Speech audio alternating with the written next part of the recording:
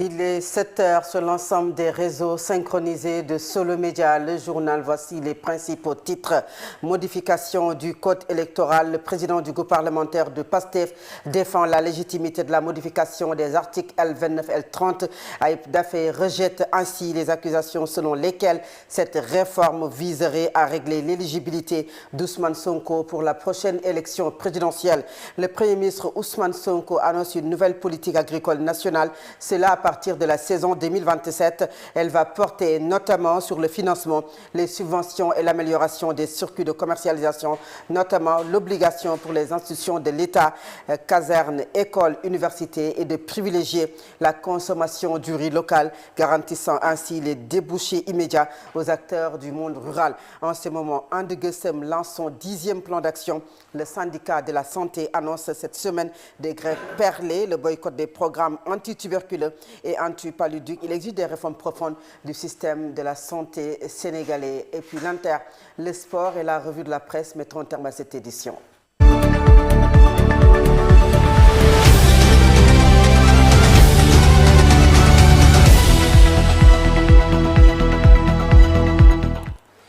La justice se veut ferme mais méthodique face aux crimes de sang et aux actes de torture. Les actes sont en cours dans le respect strict des procédures, malgré l'impatience d'une opinion publique en quête de vérité, des faits jugés imprescriptibles qui obligent les responsables à rendre compte, condition essentielle à toute réconciliation nationale.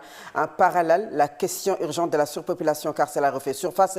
Héritage d'un système pénitentiaire saturé est resté sans infrastructure nouvelle depuis les indépendances. Ce sont là les propos de Yacine Fall que je vous propose d'écouter. Elle est au micro de Mame Sokhna Dramé. Les crimes de sang et les actes de torture relèvent de notre devoir d'enquête et nous y sommes déjà engagés. Certes, les Sénégalais les attendent avec impatience, mais comme je le rappelle souvent, les procédures judiciaires ont leur propre rythme. Elles exigent prudence, rigueur et respect strict des règles, au risque sinon d'être compromises pour vice de procédure. Il est donc essentiel de le souligner. Toutes les enquêtes liées notamment à la loi d'amnistie ainsi qu'aux crimes de sang, meurtres et actes de torture portent sur des faits imprescriptibles. Quelle que soit la durée, la loi s'appliquera. Toute personne impliquée devra s'expliquer et rendre compte aux Sénégalais. C'est une étape nécessaire avant d'envisager toute réconciliation. Toute vie ôtée doit être justifiée. Le ministère de la Justice travaille dans ce sens. Par ailleurs, un autre point majeur concerne la situation des lieux de détention et des personnes arrêtées. À un moment, on parlait même de paquetage. En raison de la surpopulation carcérale, au départ de Macky Sall, les prisons étaient saturées. Des solutions doivent être trouvées et cela demeure une priorité. Il faut aussi rappeler qu'au Sénégal, depuis les indépendances, aucune nouvelle prison n'a été construite. L'instant, Yacine Fall, Ayib Daffé, président du groupe parlementaire PASTEF, les Patriotes, a défendu la proposition de modification du code électoral portée par son parti en rejetant les accusations selon lesquelles elle viserait à régler l'éligibilité d'Ousmane Sonko pour la prochaine élection présidentielle. Ayib Daffé a insisté sur le caractère général impersonnel de cette réforme. Je vous propose d'écouter Ayib Daffé. Pour lire proposition de loi, mais c'est une loi impersonnelle et générale. Quiconque lit la proposition de loi comprend qu'il s'agit d'une loi impersonnelle et générale, c'est-à-dire qu'elle ne cible personne, quel que soit son bord politique. Au contraire, elle vise des situations précises. Par exemple, toute personne condamnée pour un crime est concernée, de même que celle reconnue coupable d'escroquerie, de trafic d'influence, de détournement de deniers publics ou de faux et usage de faux. Cela peut toucher un membre de PASTEF comme de l'opposition. D'ailleurs, cette loi ne se limite pas aux hommes politiques, puisqu'elle précise qu'elle s'applique à tout citoyen, à tout individu. Elle concerne toute personne en âge de voter et inscrite sur une liste électorale. Ce n'est pas une loi réservée aux acteurs politiques. Il faut toutefois reconnaître que les enjeux sont plus importants pour les responsables politiques en raison des questions d'éligibilité. Mais fondamentalement, il s'agit du droit de vote. Par ailleurs, seule une juridiction peut décider, conformément à l'article 34 de la perte des droits civiques. Nous ne sommes pas le pouvoir judiciaire. Les juges disposent d'une indépendance relative et ce sont eux qui se prononcent. Ainsi, je ne vois aucun reproche fondé sur le plan factuel permettant d'affirmer que cette loi favorise PASTEF ou la majorité. Je ne le constate pas. Favoriser PASTEF ou la favoriser majorité.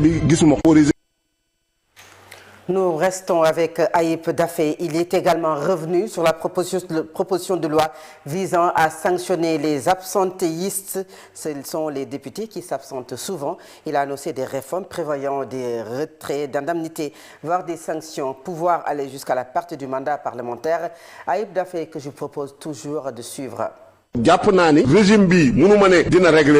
Ce régime ne peut pas tout régler, mais j'ai la conviction qu'il permettra de mieux suivre les députés dans leurs activités, notamment en identifiant les plus assidus et ceux qui s'absentent. Ces derniers devront fournir des excuses valables et des justificatifs. À défaut, leurs indemnités pourront être suspendues puisqu'il s'agit de l'argent du contribuable. Les députés sont rémunérés pour travailler au service des Sénégalais, les représenter et participer aux réunions de commission ainsi qu'aux séances plénière de l'Assemblée nationale. Si ces obligations ne sont pas respectées, ils peuvent perdre une grande partie de leurs indemnités et si l'absentéisme injustifié persiste, cela peut aller même jusqu'à la perte du mandat. Je pense que ce type de proposition dans sa version initiale manquait de clarté.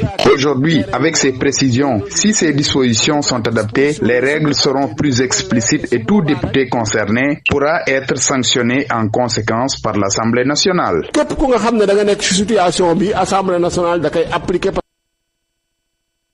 restons à l'Assemblée nationale qui va se réunir en séance plénière demain mardi. C'est pour étudier la proposition de loi modifiant plusieurs dispositions du code électoral, notamment sur les cas d'inéligibilité et les conditions d'inscription sur les listes électorales. Dans un communiqué, l'Assemblée nationale ajoute que cette séance sera suivie d'une seconde plénière consacrée à la ratification de la liste des membres du comité d'évaluation des politiques publiques. Et le Premier ministre Ousmane Sonko qui annonce une nouvelle politique agricole nationale, c'est là à partir de la saison 2027. Elle va porter notamment sur le financement, les subventions et l'amélioration des circuits de commercialisation. Le chef du gouvernement l'a dit à l'issue de sa visite hier à la Foire internationale de l'agriculture et des ressources animales, FIARA. L'un des objectifs de cette mesure est, selon le Premier ministre, d'atteindre la souveraineté alimentaire et la sécurisation de nos approvisionnements. Ousmane Sonko, que je vous propose d'écouter au micro de Baïnongo Fall. Les diligences qui sont menées aujourd'hui par le ministre de l'Agriculture, M. Mabouba Diagne, et son secrétaire d'État, M. Alphaba, nous sommes en train d'instaurer, de fabriquer, de produire ce qu'on appelle la nouvelle politique agricole du Sénégal. L'agriculture ici s'entend au sens le plus large possible, incluant l'élevage et même, je peux dire, la pêche. Nous sommes en train de travailler à bâtir cette nouvelle politique de l'agriculture qui doit avoir comme principale préoccupation la souveraineté alimentaire de ce pays, la sécurisation de nos approvisionnements pour être moins dépendants de l'extérieur et donc des moindres chocs exogènes. Cette politique est en train d'être bâtie. Elle passera en revue toutes les problématiques liées à l'agriculture, allant de la production, l'accès aux fonciers, les subventions, le financement, la commercialisation, tout ce qui tourne autour de la politique agricole. Nous sommes en train de la définir pour avoir enfin un programme agricole, une vision agricole qui réponde à cette préoccupation essentielle de souveraineté alimentaire. Mais au-delà de la souveraineté alimentaire, l'agriculture, c'est énormément de produits dérivés avec toutes sortes d'industries, l'industrie textile pour l'habillement. Nous sommes en train de peaufiner et de stabiliser les stratégies pour aller vers ce qu'on appelle la nouvelle politique. Dans le reste de l'actualité, parlons à présent santé, grève perlée, boycott des programmes anti-tuberculeux et anti-paludique, tension avec le gouvernement. And Guessem enclenche une nouvelle phase de confrontation. C'est pour exiger des réformes profondes du système de santé sénégalais. Adja Ndeye Diakhaté, vice-présidente d'And Guessem, elle est au micro de Sira Béatrice Ndion et de Cheikh Tidiane Sène. Suite à l'évaluation de notre 9e plan d'action, And Guessem constate que les populations n'ont pas bénéficié de prise en charge correcte sur le plan sanitaire, du poste de santé à passer par le centre de santé et les EPS sur tout le territoire national. Le triste constat que And Guessem a fait, c'est que le gouvernement n'a apporté aucune solution à nos revendications, sinon que c'est le ministre de la Santé qui se pavane au niveau des médias pour dire des contre-vérités que nous fustigeons, car depuis sa nomination, il n'a reçu And Guessem que 3 fois. Et la somme de ces 3 rencontres n'a pas duré plus de 2 2 heures de temps. Quand il nous invite, il n'est jamais là. Et quand le gouvernement nous convie, il est aux abonnés absents. Nous continuerons à durcir la lutte avec ce 10e plan d'action que nous allons démarrer à partir du 15 mai par des grèves de 48 heures par semaine, du boycott de la supervision, de la coordination et des suspensions provisoires des sessions de formation, du boycott total du programme national de lutte contre la tuberculose et du programme national de lutte contre le paludisme à partir du 15. Cela nous incite à interpeller solennellement le chef de l'État sur l'urgence de mettre à terme cette crise sociale, dont la prolongation résulte principalement de la passivité de son ministre de la Santé, qui ne fait aucun effort pour résoudre cette situation, et nous tenons à témoin d'opinion nationale et internationale. Le Rassemblement des travailleurs licenciés du Sénégal dénonce le silence des autorités face à la situation de 30 633 travailleurs issus des structures publiques et parapubliques telles que le port autonome de Dakar, la Caisse de dépôt et de consignation CDC, Dakar Dem Dikk, entre autres, tout en réaffirmant leur disponibilité au dialogue avec le gouvernement. Je vous propose d'écouter Boubacar Fall, le coordonnateur du Rassemblement des travailleurs licenciés du Sénégal. Il est au micro de Sira Béatrice Ndione et de Cherti Janssen. Bon, j'ai bien écouté le ministre Olivier Boucal, la déclaration du ministre Olivier Boucal. D'abord, on se réjouit parce qu'il nous a donné raison qu'il y a beaucoup de Sénégalais qui ont été licenciés dans les différentes structures. Ça prouve que le fait, il est là, il existe. Mais en regardant d'un autre angle, c'est une honte pour la République sénégalaise de voir un ministre du Travail qui ne maîtrise même pas les données qu'on lui a données, qui ne maîtrise même pas dans les différentes structures à qui on a licencié. Par exemple, le cas de la CDC, il parlait du caisse de sécurité sociale, alors que c'est de la Caisse de dépôt et de consignation. C'est très malheureux. Je dis que, et je persiste que ces nombres sont fausses, c'est pas exact, même si c'est réel déjà. 257 sur 30 600 Sénégalais licenciés, c'est une goutte d'eau dans la vase. On attendait plus de ce gouvernement, mais malheureusement, on a un gouvernement qui regarde ailleurs qu'à notre action. On a un gouvernement qui a promis à ces Sénégalais une rupture, mais il est dans la coupure. Mais nous restons dans notre fin, nous restons très logiques dans notre combat. Je pense que le gouvernement, s'il ne recule pas, nous avons un combat graduel. Il y a beaucoup de choses qui se passeront ici au Sénégal. On a les JOJ, on a les premières qui arrivent. Et nous donnons notre plan d'action d'une façon très graduelle. Nous lançons un appel à toutes ces autorités. Ce sera la justice ou la révolte, c'est à de choisir. 30 633 salariés licenciés. Le collectif des impactés du train express régional se dit être déçu de la démarche de l'État du Sénégal qui ignore totalement le dossier des victimes de démolition. Selon le président du collectif Macodou Fall, les jours à venir seront décisifs car il décide d'organiser des rencontres et une journée des martyrs du terre pour réclamer leurs indemnités de revenus locatifs au gouvernement du Sénégal. Macodou Fall que je vous propose de suivre au micro d'Ibrahim Khalil Djemé. Le collectif national des impactés du terre a procédé à une évaluation de la situation actuelle des impactés, marquée par une profonde déception et une indignation face au non-respect des engagements pris par les nouvelles autorités. Le collectif dénonce avec fermeté les promesses non tenues, les lenteurs sur l'aménagement du site de Lagrose et de Yaba, la délivrance des titres de propriété et les mesures d'accompagnement social. À l'absence de réponses concrètes aux préoccupations légitimes des impactés, cette situation devenue intenable continue de prolonger de nombreuses familles dans la précarité et l'incertitude. Par ailleurs, le collectif rappelle avec émotion que plusieurs impactés nous ont quittés sans avoir vu la réparation des injustices qu'ils ont subies. Face à cette réalité douloureuse, le collectif décide d'organiser une journée des martyrs des impactés du terre le samedi 9 mai 2026 au site de Lagrose, sur le site de Lagrose. Oui. Cette journée sera un moment de recueillement, de mémoire et de mobilisation pour honorer la mémoire des disparus et exiger justice pour les vivants. À cet effet, le collectif lance un appel solennel à tous les impactés du terre, aux populations solidaires, aux organisations de la société civile. Donc, le collectif réaffirme sa détermination à poursuivre la lutte jusqu'à la satisfaction totale des revendications légitimes.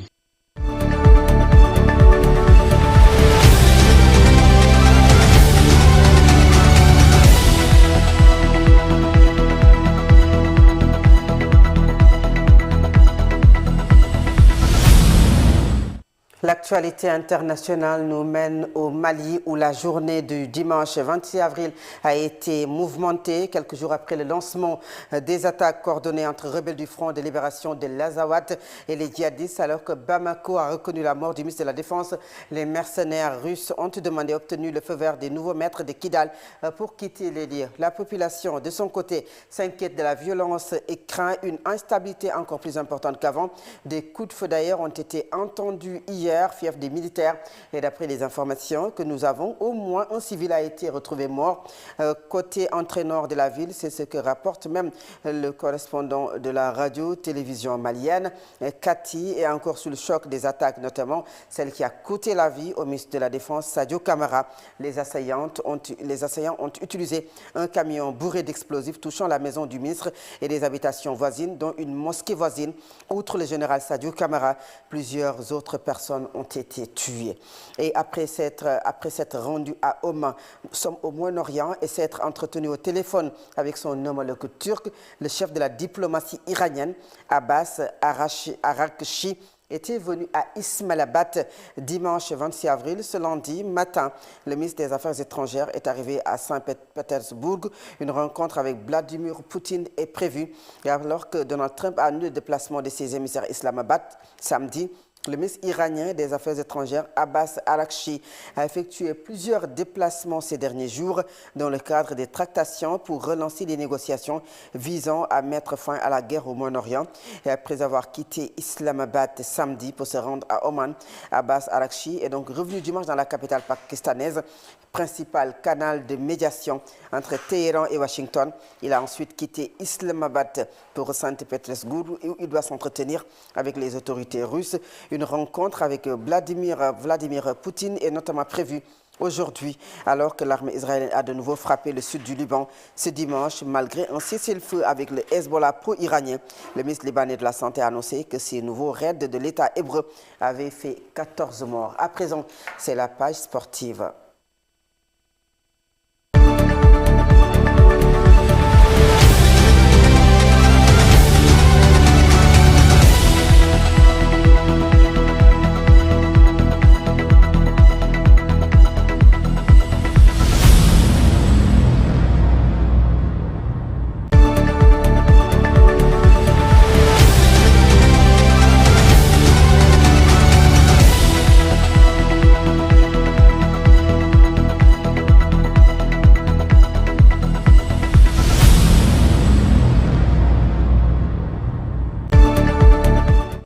Les sports sur Solo Média, Solo TV, Solo FM, c'est l'affaire de la Mille Senghor et surtout le matin.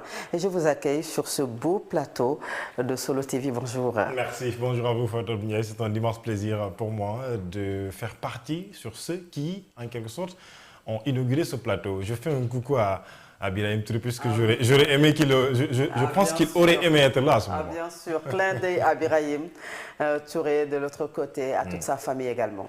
Merci à vous Fatou Ndiaye. L'actualité sportive reste dominée par le football avec surtout le championnat du Sénégal. La 24e journée a été donc bouclée en Ligue 1 sénégalaise. Et bien sachez que l'équipe de AGEL de Rufisque reste toujours leader. Mais avant de venir sur le classement, d'abord les résultats. Sachez qu'à l'issue donc de cette 24e journée, l'équipe de Casa Sport a fait match nul vierge 0 but partout face à l'US Gorée hier au niveau donc du stade Aline Sitoé Diatta, là où AS Pikine a défait l'équipe de Génération Foot sur le score de 1-0.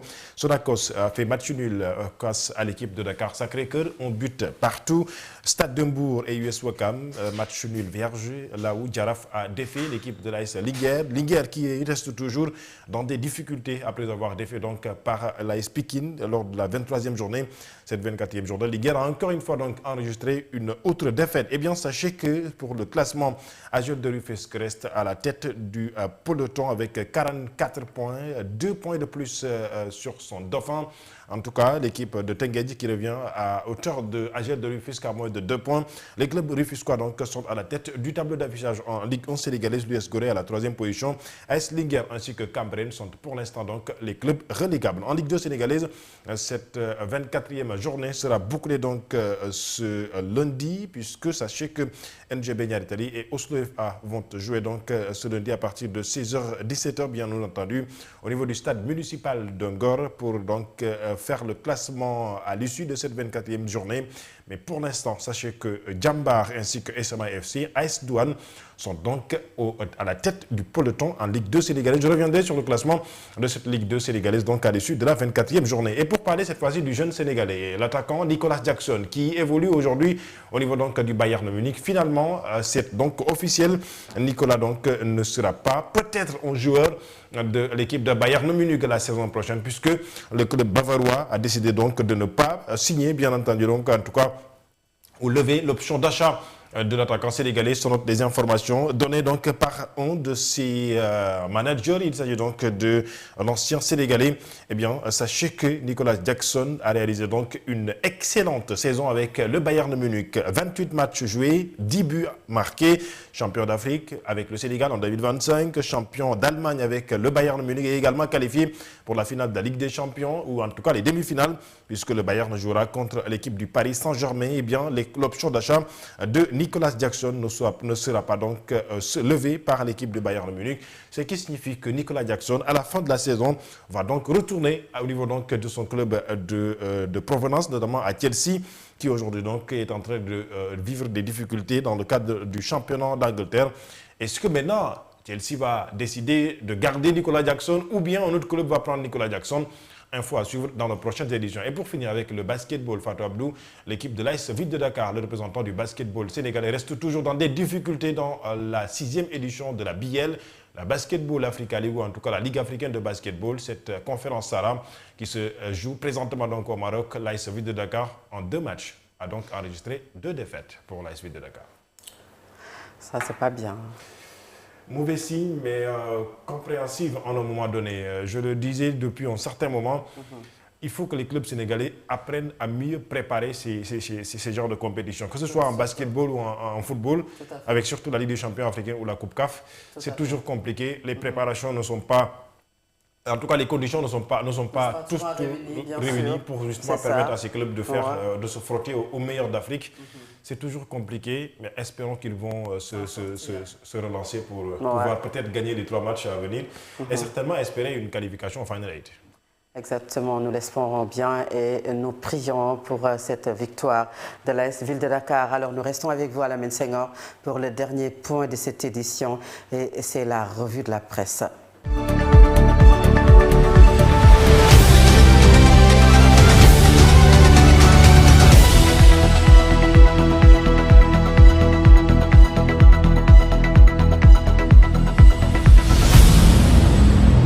Bonjour, des sujets multiples et variés à la une des quotidiens ce lundi. La modification des articles L29 et L30 du Code électoral à la une du journal Sud Quotidien. L'Assemblée se détermine demain, dit ce journal. Réforme institutionnelle. L'ancien ministre et président du mouvement And Nawlé, Abdou Fall, plaide plutôt pour une nouvelle ère démocratique fondée sur un meilleur équilibre des pouvoirs et une reconnaissance effective de l'opposition. L'Assemblée nationale est appelée demain mardi pour une session plénière où les députés vont statuer. Le FDR critique la réforme électorale. Renchérit enquête. Cette réforme du code électoral est considérée par mes confrères du journal Source A comme une voie balisée à Ousmane Sonko. La commission des lois de la décentralisation du travail et des droits humains de l'Assemblée nationale a adopté à la majorité avant-hier, samedi, la proposition de loi numéro 11/2026 portant modification du code électoral en attendant le passage en plénière du texte demain mardi.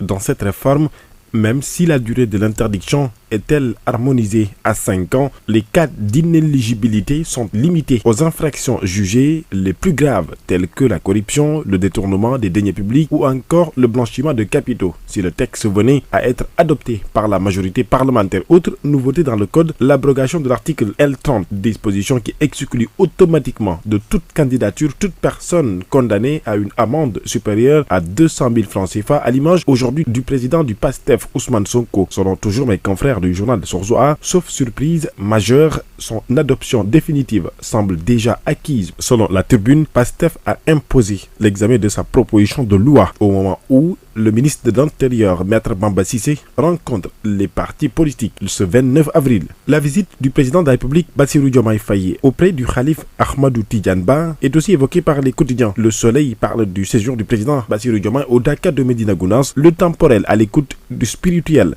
Le khalife a formulé des prières pour la paix et l'abondance dans ce pays. La rénovation de la résidence du khalife général a été annoncée par le président de la République. Diomaye promet un accompagnement de l'État pour la réalisation de Keur Thierno à Médina Gounass. Nous avons beaucoup d'espoir pour cet endroit. Nous avons des responsabilités envers le spirituel et le temporel, a-t-il laissé entendre. Construction donc de résidence du khalife sur le site du Dakar de Médina Gounass. La promesse de BDF renchérit l'informateur. Le conflit au Mali est aussi évoqué par les quotidiens. Ce matin, Point Actu en parle, attaque combinée, le Mali au bord de l'effondrement. Le ministre de la Défense, Sadio Kabara, tué dans une attaque suicide. Le général Modibo Koné, patron du renseignement entre la vie et la mort. Le président Assimi Goïta, lui, est aujourd'hui introuvable et garde le silence puisque depuis le début samedi, il n'est presque pas entendu. Le djinnin aux portes du pouvoir, selon toujours le quotidien Point Actu. Attaque djihadiste coordonnée, la junte frappée au cœur, selon le quotidien. Selon l'expert en relations internationales Ali Fari, le Sénégal est aujourd'hui sous l'onde de choc du brasier malien. Évoquant cette crise dans les colonnes du journal L'Observateur, il parle d'un facteur majeur de déstabilisation économique régionale. Le Mali face au spectre de l'effondrement. Titre L'Info. En sport, la lutte à la une de nombreux quotidiens sportifs. Diop 2 a pris le dessus sur Liss Ndiago hier dimanche à l'Arène nationale. Et puis après sa victoire, il dit que Balla Gaye 2 et Modou Lo, l'ancien roi des arènes, sont aujourd'hui dans son viseur. En ce temps, l'ancien roi des arènes, lui, Modou Lo, a fait un geste classe et a remis la couronne à Sa Thiès tout en lui offrant des cadeaux. En basketball, l'AS Ville de Dakar ne se retrouve toujours pas à la conférence Sarah. Le club de la municipalité a enregistré une nouvelle défaite, sa deuxième dans ce tournoi en 2 journées. Record parle de Edouard Mendy à FC Finale Al-Ahli Machida Zlevia en but à 0 après l'Afrique. Mendy conquiert l'Asie, titre le Record. C'est tout pour vos quotidiens, merci, bonne lecture et bon début.